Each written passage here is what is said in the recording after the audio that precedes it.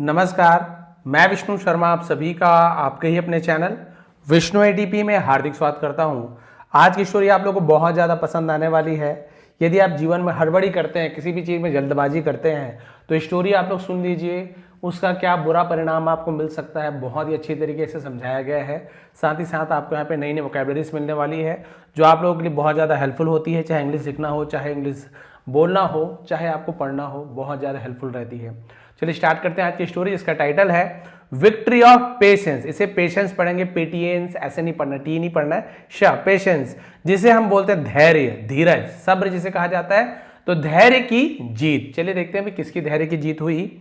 In the mids of a dense and lush green forest, in यानी होता है में, द मिड्स, मिड्स यानी क्या होता है, बीच में, उसे मिड्स कहा जाता है। ऑफ यानी कि अ डेंस, डेंस यानी होता है घने, एंड लश, लश यानी प्रचुर मात्रा में जो रसीला, उसे भी रस कहा जाता है। बट डेंस एंड लश यानी हम क्या बोल सकते हैं, हरे भरे। ग्रीन फॉरेस्ट, हरे भरे जंगल के बीचों बीच, there stood a very beautiful and peaceful ashram. There stood, तो देयर इंट्रोडक्टिव वर्ड है ना। स्टूड खड़ा था, इस प्रकार से यूज किया जाता है, या था। अ वेरी ब्यूटीफुल, एक बहुत सुंदर, और पीसफुल मतलब शांत, बहुत ही सुंदर आश्रम था, शांत आश्रम स्थित था। स्टूड यानी स्थित, ऐसे भी बोल सकते हैं। Disciples from far and wide, disciples जिसे हम बोलते हैं शिष्य, चेला है ना, उसे शिष्य कहा जाए, स्टूडेंट्स उसे डिसाइपल्स कहते, प्लूरल है। फ्रॉम यानी से, फार एंड वाइड यानी दूर दूर से, उसे फार एंड वाइड कहा जाता है। केम आते थे, कम का सेकंड फॉर्म है केम। टू प्रीपोजिशन है ना, दिस आश्रम, इस आश्रम में आते थे। टू रिसीव, ये इन्फिनिटिव वर्ब है, जहां पे टू के बाद वर्ब है ना, वर्ब का फर्स्ट फॉर्म होता है, जिसका मतलब के लिए, टू रिसीव प्राप्त करने के लिए, टू ईट खाने के लिए, टू ड्रिंक पीने के लिए, ऐसे यूज किया जाता है। अब यहाँ पे टू दिस आश्रम, तो यहाँ पे आश्रम के लिए नहीं बोलेंगे, क्यों? आश्रम एक नाउन है, यानी किसी जगह का नाम, किसी व्यक्ति का नाम। नाम के पहले आपको टू मिल जाए तो आप समझ जाइए आपका केवल प्रीपोजिशन है, संबंध बताता है। और वर्ब के पहले टू मिल जाए तो इसका ज्यादातर आप इन्फिनिटिव वर्ब होता है, के लिए, ठीक है। एजुकेशन, एजुकेशन का मतलब होता है ज्ञान या शिक्षा, बोले यहां पे शिक्षा बोलेंगे। तो दूर दूर से शिष्य इस आश्रम में शिक्षा प्राप्त करने आते थे। द इन्वायरमेंट, इन्वायरमेंट मतलब क्या होता है, जो वातावरण को इन्वायरमेंट कहा जाता है। ऑफ द आश्रम, तो आश्रम का वातावरण वॉज यानी था, वेरी प्योर, बहुत पवित्र, एंड डिसिप्लिन जिसे हम बोलते हैं अनुशासित, जो नियम में बंधे रहते हैं, बहुत अच्छा नियम से चलते हैं, डिसिप्लिन कहा जाता है। तो डिसिप्लिन है ना, एंड वेरी प्योर, बहुत ही पवित्र और अनुशासित था। The Guru not only imparted knowledge, गुरु न केवल सिर्फ इम्पार्टेड, इम्पार्ट का मतलब क्या होता है, जिसे हम बोलते हैं देना, प्रदान करना, उसे इम्पार्ट करना बोलते हैं। नॉलेज, के साइलेंट है, डी साइलेंट है। नॉलेज यानी होता है ज्ञान। इम्पार्टेड का भी वैसे बहुत सारा मीनिंग होता है, बट इम्पार्टेड यानी देना, प्रदान करना, वैसे बताना, भाग देना, समाचार पहुंचाने को भी इम्पार्टेड कहा जाता है, सेकंड फॉर्म है। क्लियर है? तो न केवल गुरु ज्ञान देते थे, ऑफ द वेदास, न केवल वेदों का ज्ञान देते थे, एंड स्क्रिप्चर्स, अभी स्क्रिप्चर्स क्या है, वेद तो आप सभी जानते हैं। स्क्रिप्चर्स यानी शास्त्र को स्क्रिप्चर्स कहा जाता है। टू हिज डिसाइपल्स, न केवल अपने शिष्यों को केवल वेद और शास्त्रों का ही ज्ञान नहीं देते थे, बट ऑल्सो, बल्कि टॉट, सिखाते थे। टू टीच का यहाँ पे टॉट हो गया, ठीक है, सिखाते थे। देम, उन्हें, how to walk on the right path in life. How to walk, how यानी कैसे, टू वॉक चलना है, ऑन यानी पर, द राइट पैथ, पैथ यानी होता है मार्ग, रास्ता, जिसे हम हिंदी में पथ कहते हैं, पथ का ही पैथ हो गया है, बहुत सारे लोग पाथ भी बोल देते हैं। राइट पैथ यानी सही मार्ग पर, जीवन के सही मार्ग पर कैसे चलते हैं ये भी सिखाते थे। केवल ऐसे नहीं पुस्तकीय ज्ञान नहीं देते थे, नैतिक व्यवहारिक ज्ञान भी देते थे।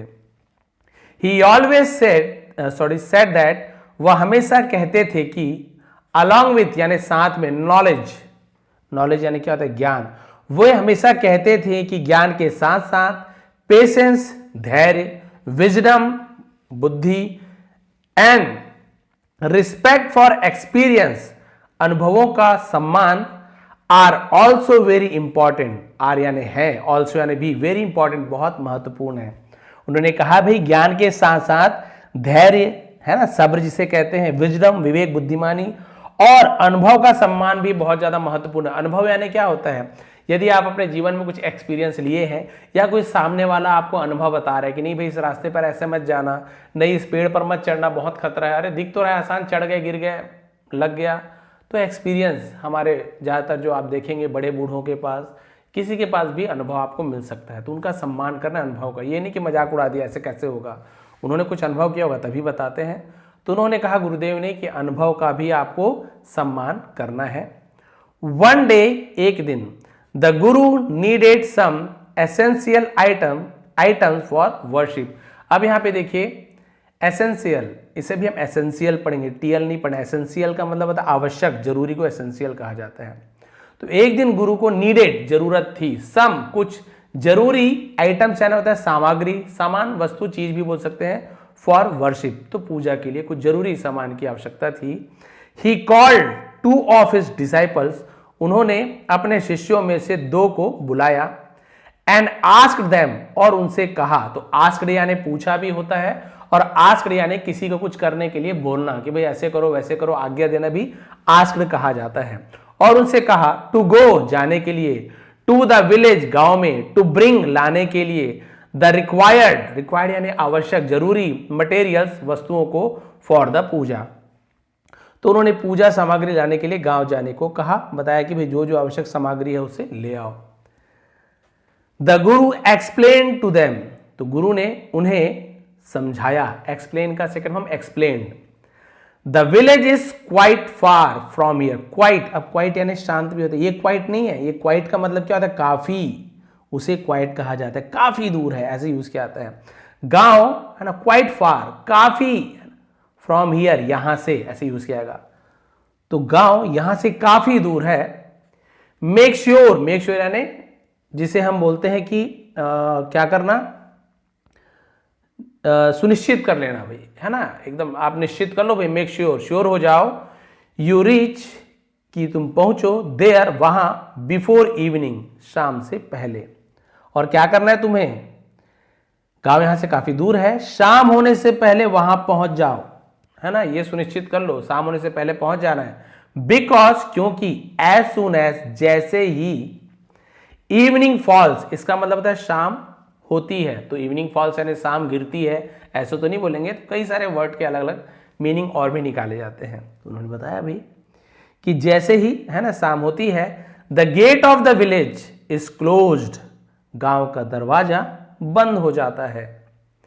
इफ यू गेट लेट, यदि तुम देर हो जाते हो, यदि तुम्हें देरी हो जाती है, you will have to spend the entire night outside. Will have to यानी तुम्हें करना पड़ेगा, तुम्हें करना होगा, इस प्रकार के सेंटेंस के लिए हम विल हैव टू का यूज करते हैं, चाहे ही हो चाहे आई यू वी दे, कुछ भी, ऐसे नहीं कि ही है तो sir he will has to कर दे, नहीं, सबके साथ हम विल हैव टू का यूज करते हैं।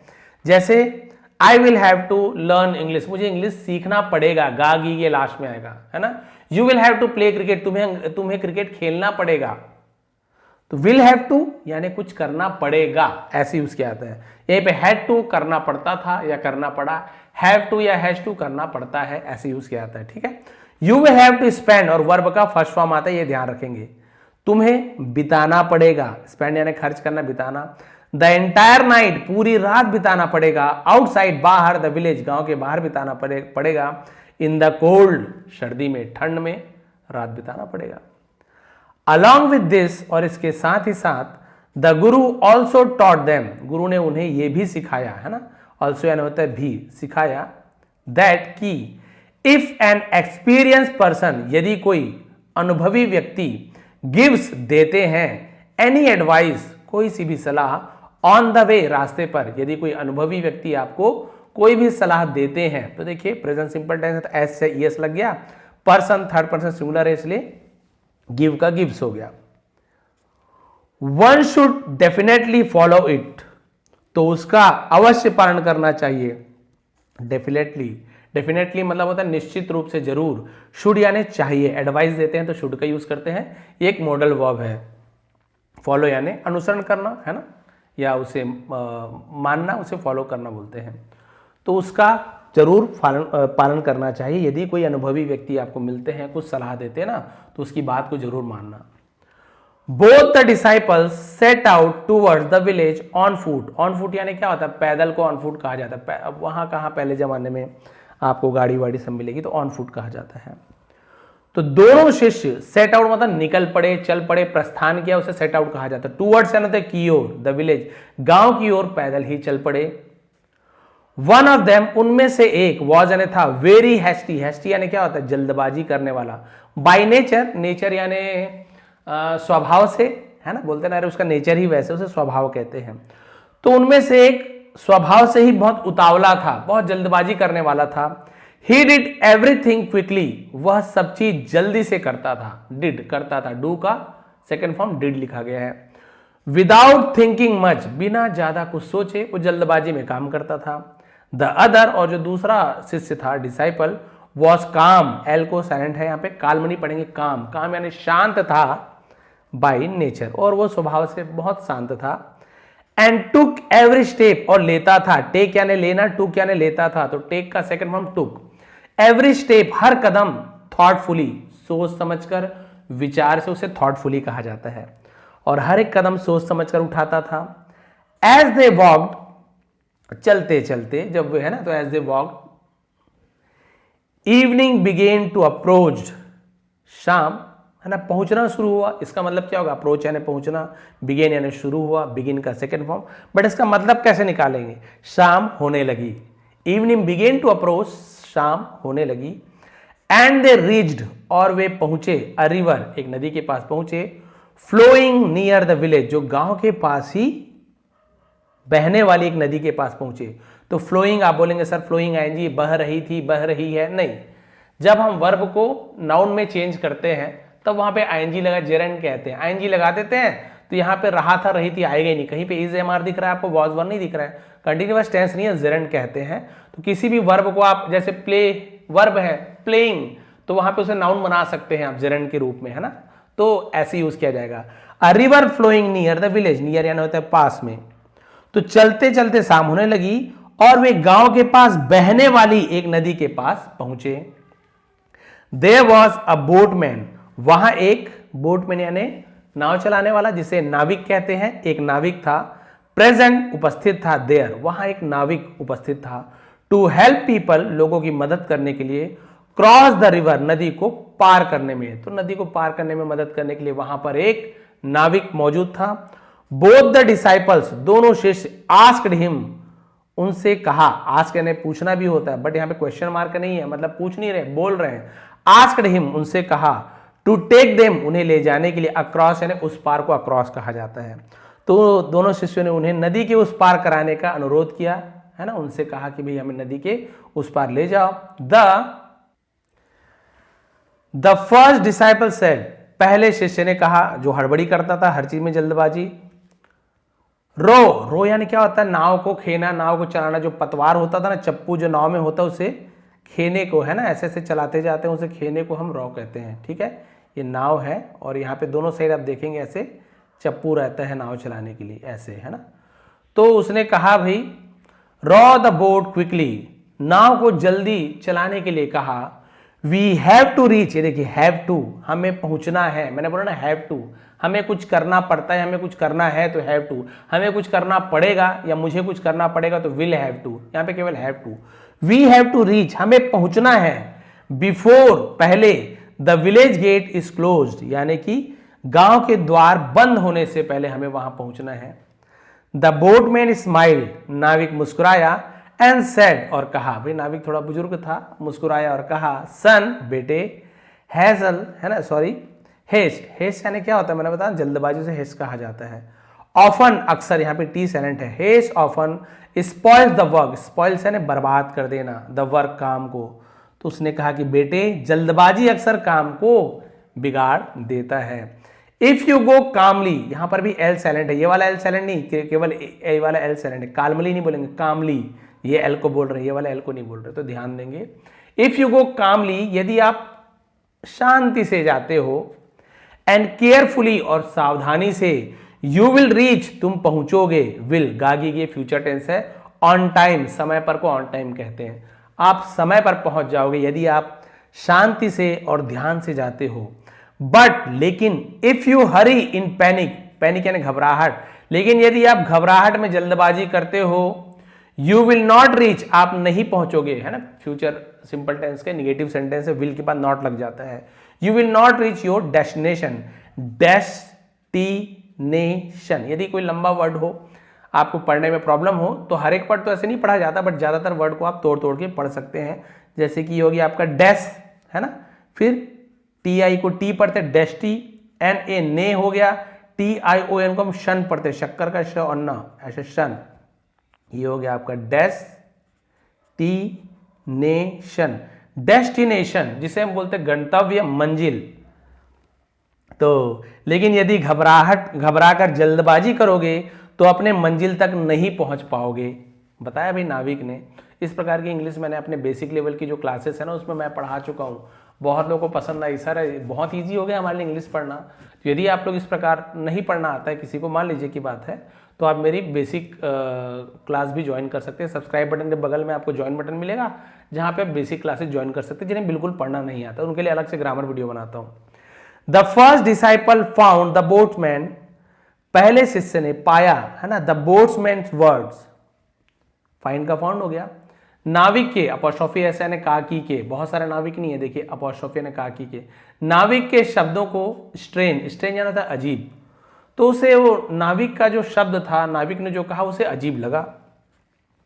ही thought to himself, thought to himself का मतलब था खुद ही सोचना, मन ही मन सोचना, उसने मन ही मन सोचा। How one could reach quickly, कोई जल्दी कैसे पहुंच सकता है, बाय मूविंग स्लोली यानी धीरे धीरे चलकर कोई जल्दी कैसे पहुंच सकता है। इसके मन में यही बात आने लगी, मन ही मन में, कैसे बात करता है, अजीब बात करता है भाई, बोल रहा है कि जल्दी जल्दी चलोगे तो नहीं पहुंच पाओगे, धीरे धीरे चलोगे तो तुम मंजिल तक पहुंच जाओगे, ये क्या बात है, जल्दी चलेंगे तो जल्दी पहुंचेंगे, धीरे चलेंगे तो नहीं पहुंचेंगे या धीरे से पहुंचेंगे, ये क्या बात कर रहा है। तो उसे अजीब लगा ये बात। आफ्टर क्रॉसिंग द रिवर, नदी को पार करने के बाद, both the disciples move towards the village gate, both दोनों शिष्य, मूव्ड आगे बढ़ना, है ना, टूवर्ड्स यानी होता है की ओर, टूवर्ड्स द विलेज गांव की ओर, टूवर्ड्स मी मेरी ओर, टूवर्ड्स माय फादर मेरे पिताजी की ओर, किसी की ओर को टूवर्ड्स कहा जाता है। द विलेज गेट, तो गांव के द्वार की तरफ बढ़ने लगे। द फर्स्ट डिसाइपल, जो पहला शिष्य था, जो हड़बड़ी करता था, इन नर्वसनेस, है ना, नर्वसनेस जिसे हम बोलते हैं घबराहट को नर्वसनेस कहा जाता है ना, या फिर बहुत ज्यादा बेचैनी, परेशानी। तो पहला शिष्य घबराहट में स्टार्टेड, शुरू किया, वॉकिंग चलना, वेरी फास्ट, बहुत तेजी से चलना शुरू किया, क्योंकि गेट बंद हो जाएगा तो भैया रात भर यही ठंड में कांपना पड़ेगा और गुरु का सामान भी ला नहीं पाऊंगा, फिर बोलेंगे ये शिष्य तो भैया कोई काम का नहीं है। तो जल्दी जल्दी चलने लगा। वाइल द सेकंड डिसाइपल, जबकि जो दूसरा शिष्य था, मूव्ड अहेड स्लोली, जबकि दूसरा शिष्य, अहेड यानी आगे बढ़ना, है ना, धीरे धीरे आगे बढ़ता हुआ, केयरफुली ध्यान से, वॉचिंग द पैथ, वॉचिंग यानी देखते हुए, द पैथ रास्ते को ध्यान से देखते हुए धीरे धीरे आगे बढ़ते हुए वो चलने लगा। कौन? दूसरा शिष्य। धीरे धीरे लेकिन ध्यान से रास्ते को देखते हुए आगे बढ़ा। और पहला वाला जल्दी पहुंचना है, गेट बंद ना हो जाए, इस हड़बड़ी में वो क्या किया, जल्दी जल्दी चलने लगा, बहुत हड़बड़ी में चलने लगा। अब क्या हुआ देखिए, एंडिंग आने वाला है। ऑन द वे, जिसे हम बोलते हैं रास्ते में, there were many pebbles, pebbles यानी कंकड़ को पेबल्स कहते हैं, छोटे छोटे कंकड़ होते हैं। देयर ये इंट्रोडक्टिव वर्ड है, वहां थे ऐसे नहीं बोलेंगे ना, वर। मेनी पेबल्स, रास्ते में जगह जगह कंकड़ थे, स्टोन्स पत्थर थे, एंड थॉर्न्स, अभी देखिए थॉर्न, थ्रोन नहीं लिखा है, थ्रोन यानी सिंहासन होता है, थॉर्न्स यानी होता है थॉर्न्स, कांटे को थॉर्न्स कहा जाता है, ठीक है। स्कैटर्ड अराउंड, स्कैटर्ड मतलब बिखरे होना, तो जगह जगह कंकड़ पत्थर और कांटे बिखरे हुए थे। The first disciple stumbled in his haste, stumble मतलब लड़खड़ा जाना, ठोकर लग जाना। तो पहला शिष्य जल्दबाजी में ठोकर खाकर क्या हो गया, वो स्टम्बल, गिर पड़ा, ठोकर खा गया। डीप वुंड्स, वुंड्स यानी क्या होता है, वुंड्स मतलब घाव, चोट। अपीयर्ड ऑन हिज फीट, और उसके पैरों में गहरे घाव हो गए। And he was badly injured, और वो बुरी तरीके से, इंजर्ड मतलब चोटिल हो गया, है ना, गहरे जख्म हो गया और वह बुरी तरीके से घायल हो गया। बिकॉज ऑफ द पेन, दर्द के कारण, he could not move forward, वो आगे नहीं चल सका। एंड स्टॉप देयर, और वहीं रुक गया। अब इतना दर्द था कि वो आगे नहीं बढ़ सका, वहीं रुक गया। ऑन द अदर हैंड, जिसे बोलते हैं दूसरी तरफ, अब दूसरे हाथ में ऐसे तो नहीं बोलेंगे ऑन द अदर हैंड, दूसरे हाथ में नहीं, ऑन द अदर हैंड मतलब होता है और दूसरी तरफ, दूसरी ओर। द सेकेंड डिसाइपल, दूसरा शिष्य, कंटिन्यूड मूविंग अहेड सेफली, वो लगातार सावधानी से आगे बढ़ता रहा। प्लेसिंग हिज स्टेप, प्लेस है ना रखना, हिज स्टेप्स अपने कदमों को रखता हुआ, केयरफुली ध्यान से। एंड रीच्ड, और पहुंच गया, इनसाइड अंदर में, the village get in time, in time यानी समय में, और समय में गांव के दरवाजे के अंदर पहुंच गया। क्योंकि जो दूसरा शिष्य था वो क्या किया, सावधानी से कदम बढ़ाते हुए सुरक्षित रूप से आगे बढ़ता रहा और समय रहते गांव के द्वार के अंदर वो पहुंच गया। दस, इसका मतलब इस प्रकार, one disciple could not reach his goal, पहला शिष्य कुड नॉट नहीं सका, है ना, ये आपका मॉडल वर्ब होता है, उसका निगेटिव सेंटेंस है, तो वर्ब के बाद हम नॉट लगा देते हैं, निगेटिव बन जाता है। कुड नॉट रीच वर्ब का फर्स्ट फॉर्म ही रहता है। हिज गोल, अपने लक्ष्य तक नहीं पहुंच सका, बिकॉज ऑफ हेस्ट, जल्दबाजी के कारण। हेस्ट तो आपको समझ आ गया। वाइल, जबकि, द अदर अचीव सक्सेस, दूसरे ने अचीव यानी प्राप्त किया, सक्सेस यानी क्या होता है, सफलता प्राप्त की, थ्रू यानी होता है के माध्यम से, में से थ्रू कहा जाता है। पेशेंस एंड विजडम, धैर्य और बुद्धिमानी से, थ्रू यानी होता है के माध्यम से। जबकि दूसरा शिष्य ने धैर्य, जिसे बोलते हैं सब्र, और बुद्धिमानी से, बुद्धिमानी के माध्यम से सफलता हासिल कर ली। पहला वाला हड़बड़ी में क्या कर दिया उसने, अपने आप को चोटिल कर डाला, जल्दबाजी, कांटे कट रहे हैं, कंकड़ पत्थर चुभ रहे हैं, लेकिन जल्दी जाना है, ऐसे करते करते उसका पैर एक बड़े से पत्थर में टकरा गया, बहुत बुरी तरीके से चोटिल हो गया और बड़े बड़े जख्म लग गए, जिसके कारण वो दर्द के कारण और बिल्कुल भी एक कदम नहीं बढ़ा पाया। और दूसरा शिष्य आराम से, है ना, ध्यान से देखते हुए कि भाई मुझे गांव के दरवाजे के अंदर पहुंचना है, क्योंकि गुरुदेव ने पूजा का सामान मंगाया है, सुबह तुरंत वापस में ले जाऊंगा। तो उसे वो लक्ष्य प्राप्त पता था क्या करना है, ये नहीं पहुंच पाया, कम से कम मैं तो पहुंचूं गुरु के लिए पूजा का समय। वो चलता रहा, लेकिन हड़बड़ी नहीं की। उससे उस नाविक का बात और अपने गुरु का बात, गुरु की जो ज्ञान है वो ध्यान में था। तो इससे मोरल क्या मिलता है, चलिए देखते हैं। मोरल ऑफ द स्टोरी, इस कहानी का शिक्षा है, इस कहानी की शिक्षा, वर्क डन इन हेस्ट, जल्दबाजी में किया गया काम, ऑफन, अक्सर, यहां पर टी को नहीं पढ़ेंगे, लीड्स टू लॉस, जिसे हम बोलते हैं आगे ले जाना, उसे लीड्स कहा जाता है, ले जाता है, टू लॉस यानी नुकसान। जल्दबाजी में किया गया काम अक्सर नुकसान की ओर ले जाता है।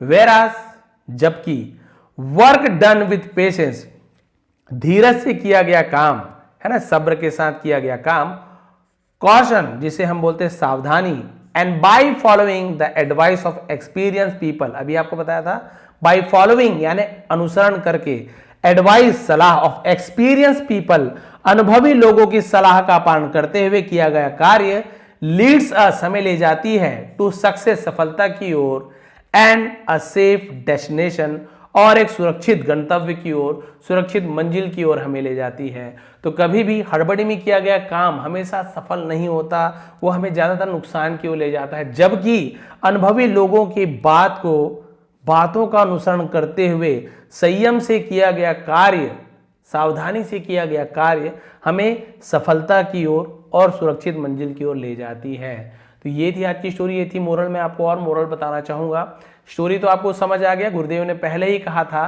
कि भाई एक तो ये है कि मैं जो ज्ञान की बातें दे रहा हूँ उसे आप लोग ध्यान से सुने, कि कोई भी अनुभवी व्यक्ति यदि आपको मिलता है, वो कुछ कहता है ना, उस बात को ध्यान से सुनना, हड़बड़ी में कोई काम नहीं करना। गुरुदेव ने एक बात ये कही थी, पहले शिष्य को तो यहीं पर बात समझ जानी थी, गुरुदेव ने जो बात कहा उसे मानना है, लेकिन नहीं, उसका नेचर ही था हड़बड़ी करना। गुरुदेव ने भाई बता रहे हैं उसके बाद भी मानना चाहिए।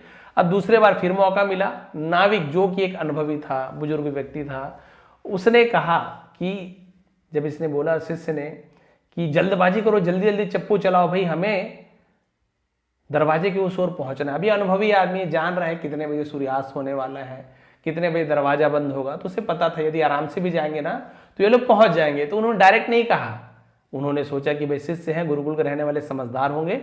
तो कई लोग रहते हैं ना, कोई बात डायरेक्ट नहीं बोलते, थोड़ा घुमा फिरा कर बोलते हैं, हमें समझना होता है।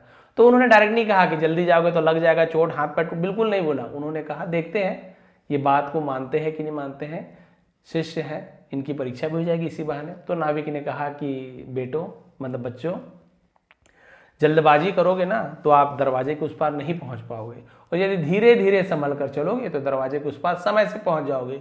तो पहले वाले को ये बात बड़ी अजीब लगी कि ये कैसे नाविक है, अजीब बात करते हैं। मन ही मन में सोचा, इसका कहना है कि जल्दी जल्दी चलोगे तो दरवाजे तक नहीं पहुंच पाओगे, दरवाजे के अंदर नहीं पहुंच पाओगे, आराम से चलोगे तो दरवाजे के उस पार पहुंच जाओगे। ये क्या उल्टी बात करता है, जो जल्दी चलेंगे वो जल्दी पहुंचेगा, जो आराम से चलेगा वो लेट में पहुंचेगा। साधारण सा गणित है, इसमें तो कोई सोचने वाली बात ही नहीं है। और उसने उसके बात को अनदेखा कर दिया। लेकिन दूसरा जो शिष्य था उसे गुरु की बात भी ध्यान में था कि गुरु ने कहा था कि कोई भी अनुभवी व्यक्ति आपको कोई अनुभव सुनाए या बताए तो उसका भी हमें ध्यान रखना चाहिए, उसका सम्मान करना चाहिए। और वैसे भी शांत स्वभाव का था। जैसे ही नदी पार किए, इसने नाविक की बात और गुरु के बातों का अनुसरण किया। अनुसरण करना है मानना, सीधी सी बात है। यदि कोई बहुत ज़्यादा हिंदी, शुद्ध हिंदी नहीं समझ पा रहे हो तो माफ़ कीजिएगा, मेरी आदत है तो बोल देता हूँ मैं। तो उनका पालन किया, उनकी बात को माना। और उसने क्या किया, उसे भाई नदी के पास आप सभी को पता है बहुत सारे कंकड़ पत्थर तो होते ही हैं, गोल गोल गिट्टियाँ होती हैं, कांटे भी रहते हैं। तो इसने धीरे धीरे संभलते हुए कांटों से बचते हुए, बड़े बड़े पत्थर से पैर को बचाते हुए धीरे धीरे कदम बढ़ाना शुरू किया। अब पहले ने सोचा रहे ये पहले चले जाएगा, इसका नाम हो जाएगा, और जल्दी जाना है, क्या पता दरवाजा बंद हो जाए, ठंड में यहाँ मरना पड़ेगा। तो ये इसने क्या किया, नाविक की बात को भी अनदेखा कर दिया, गुरु की बात को भी अनदेखा कर दिया, और जल्दबाजी से ही काम लिया। बाई नेचर वैसे ही था, जल्दी दौड़ भाग करके एकदम फटाफट पार करने लगा कि जल्दी से मैं दरवाजे के उस पार पहुंच जाऊं। लेकिन आप सभी को पता है, दौड़ोगे रेत गिट्टी में तो क्या हालत होगी। तो उसके पैर कभी कांटों में चुभते थे, कांटे चुभ जाते थे कभी उसके पैरों में, कभी नुकीले पत्थर से उसके पैर चोटी हो जाते थे। ऐसे करते करते अचानक से बड़े से पत्थर में पैर बुरी तरीके से टकरा गया, बहुत गहरी चोट आ गई। और उस चोट के चलते पैरों में छाले पड़ गए थे, चोट लग गई थी, इसके चलते वो एक कदम भी नहीं बढ़ा पाया और उसने हार मान लिया। और सोचिए उसके पास बहुत सारा टाइम अभी भी बचा था, सूर्यास्त नहीं हुआ था, गेट उसके अपने आंखों के सामने खुला हुआ देख पा रहा था।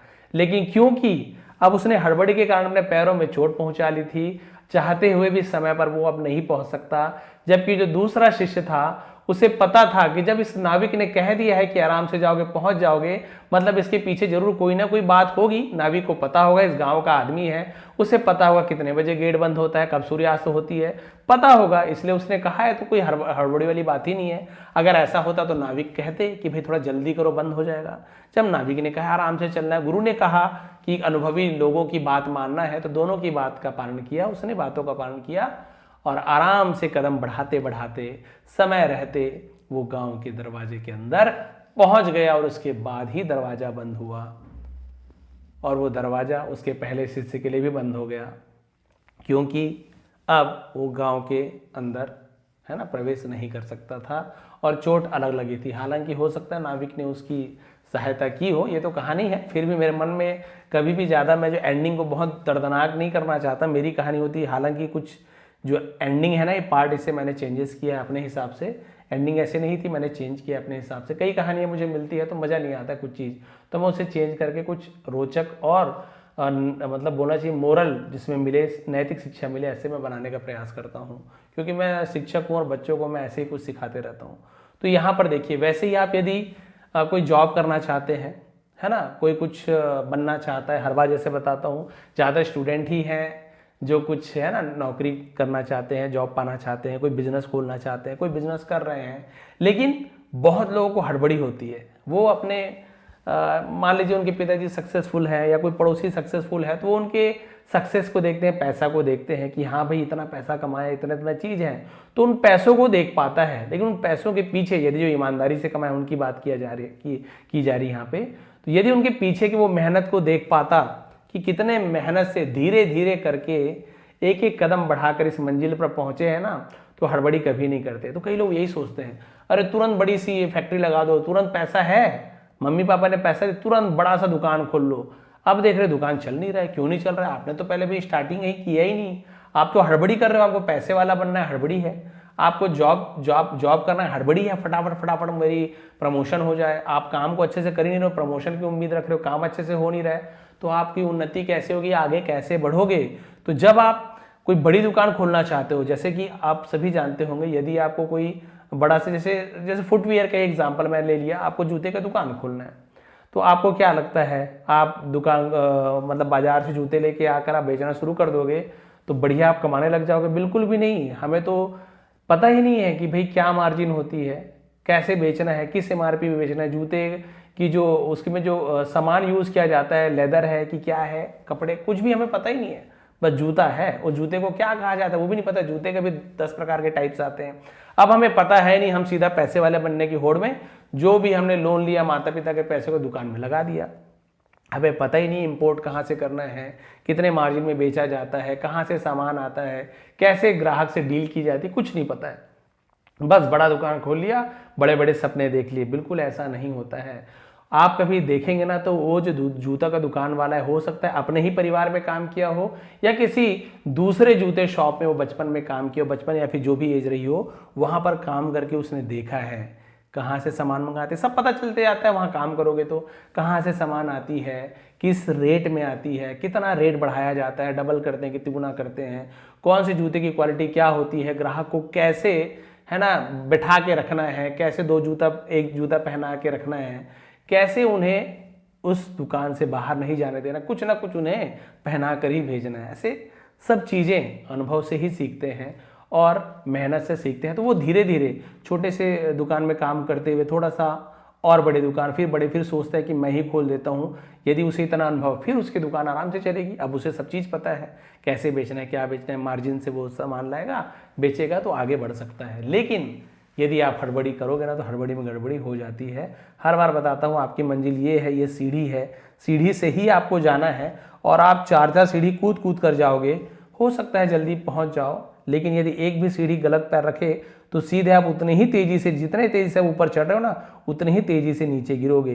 लेकिन यदि इस मंजिल तक आप पहुंच रहे हो, एक एक कदम फूक फूक कर चल रहे हो, धीरे धीरे धीरे, थोड़ी सी हड़बड़ाहट भी होगी तो 1-2 सीढ़ी ही नीचे गिरोगे, आप सीधा नीचे नहीं आएगा। धीरे धीरे चलोगे तो आप धीरे धीरे धीरे करके मंजिल में पहुंचोगे, सुरक्षित पहुंचोगे, बिना चोट के पहुंचोगे।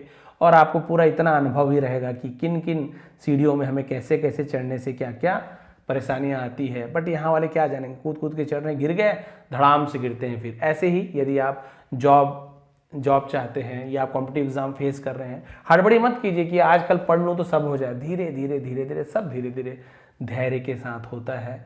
आपको पॉजिटिव माइंडसेट रखना है ना, पेशेंस के साथ। और जो बड़े आपको अनुभव देते हैं, बहुत से लोग बोलते भी हैं कि बेटा ऐसे ऐसे करोगे तो हो जाएगा, घबराने की बात नहीं है, 1-2 अटेम्प्ट में हो जाता है। तीसरे अनुभवी एक्सपीरियंस देते हैं।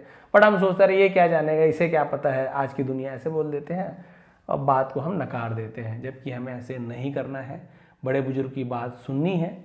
हालांकि जरूरी नहीं कि हर कोई सही बात बताए, लेकिन सुनना है, समझना है, निर्णय हमको लेना है। लेकिन बड़ों के अनुभव को आप बिल्कुल ऐसे रफा दफा नहीं कर सकते। वो है ना, बहुत सारे समय, अलग अलग समय देखे हैं, अलग अलग व्यक्तियों को जानते हैं, उनका नेचर जानते हैं कि कौन मीठा मीठा बोलकर हमारे पीठ में छुरी घोंपेगा, हमें नहीं पता है। हमें तो पहली बार कोई मीठा बोल रहा है, सम्मान कर रहा है, हमारे बारे में तारीफ कर रहा है, कितना अच्छा आदमी है, बढ़िया बढ़िया बोलता है।